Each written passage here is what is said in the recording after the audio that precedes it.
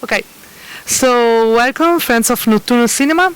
We are here with the director. And when do you start to work on this project, and why do you decide to work on this project? So I first started working on this project in 2014. I was researching the gold rush in Western Australia that occurred in the 1890s. It struck me as a really exciting backdrop for a story, and it was in the process of doing that research that I first stumbled upon an image of the Cameleers, these Indian, Persian, Afghan, Muslim, Sikh and Hindu men standing in the outback of Australia in their traditional garb and with their camel train, and I had never seen images like this before. I'd never seen these elements in the same photo, and so it was like a painter discovering, a new range of colours to paint the outback frontier, and this was a very exciting on a creative level. And then I researched further and found that these men were in Australia in their thousands at the peak of their population, and they played an incredibly important role in the formation of Australia by opening up the vast desert of Australia with their camels, provided the main source of freight, transport and exploration. And so at that point I couldn't believe that this history wasn't more widely known by Australians, why I was not taught this history in high school or at university. So it felt like an incredibly exciting film to make and to correct this historic omission. And it is also an historical movie, so how do you manage to get the right costumes, the right ambientation? You take inspiration from the photos, from some, books, the documentation? Luckily enough, there isn't much history available about the Cameleers because it's sort of been forgotten. But there's enough fantastic photographs that you can reference them and be quite accurate with the costumes. And then of course we had a lot of cultural consultants on this film who were able to advise on the correct kinds of turbans and to help our costume department really hone the skills to tie the turbans. And so it was actually not as difficult as we might have feared. Okay.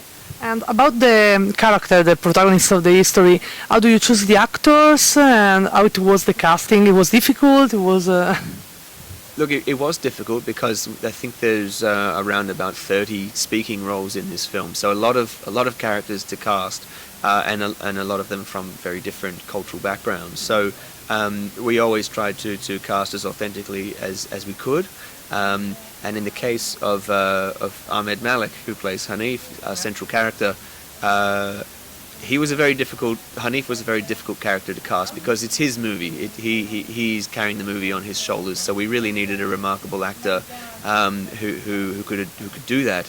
And so I was kind of at my wit's end, struggling to find someone, and almost as a joke, I typed in Middle Eastern actors to Google, and I found, by sheer luck, this clip from a TV show that Malik is famous for in Egypt.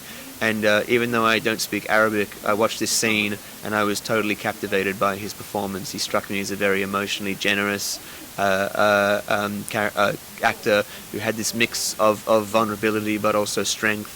And so I sent this clip to my producers, who had the same response to the material, and then we got in touch with his people, and the rest is history. Okay. You also explored the dimension of the Aborigines, the between and the Arabic people, and it was easy. Was also a complication to do this part, or? Well, I don't know if you have the same expression in Italy, but often screenwriters are told, or new screenwriters are told, write what you know.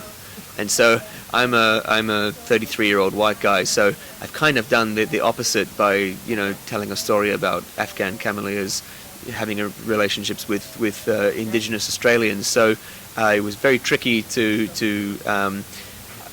I guess understand or make some assumptions about how these people would actually talk to one another, what the language would be, and then of course actually specifically the language that they did have these exchanges in. And of course if we wanted to be really authentic, we had to do it in an indigenous language, and so this is where a lot of the scenes in this film are spoken in the Badimaya language, which is now what's known as a sleeping language, because the last true speaker passed away about a year before we started filming. So Malik had a lot of work to do in figuring out how to deliver these lines in Badimaya, and you know, quite a lot of pressure to help preserve this language. And about the shooting, there was a particular scene that was difficult to filming more than the others. Do you remember something in particular? There's one scene that was difficult, just because when you're shooting outside and the sun goes down, you know, you have to stop. So you're always racing the sun. But the first scene that springs to mind, I can't say because it has a spoiler, but there was another scene at the tallow works. I don't know if you recall this scene when the Gold Squad go and knock on the door of the tallow works where the man is brewing all the animal fats. That was just a very hot, you know, 44 degree, lots of dust and wind and flies, and you know, some complex blocking with the cast. It just was a real struggle to stay ahead of the schedule, and I remember being pretty worn out by the end of that day. But it was also 55 degrees in the gorge when we were shooting the big shootout scene with the Chinese camp. So that was pretty grueling as well. How long do you take to do all the shooting? The shoot all up was 6 weeks. So quite short, a lot of movie to squeeze into a short space of time. Okay. And about your future, what are your next projects after this movie? It's a bit of a tricky one to answer at the moment, because you know, I'll have to see what happens off the back of this film. But I do have another Australian frontier mythology that I've had in my mind for even longer than The Furnace, that I would love to tell.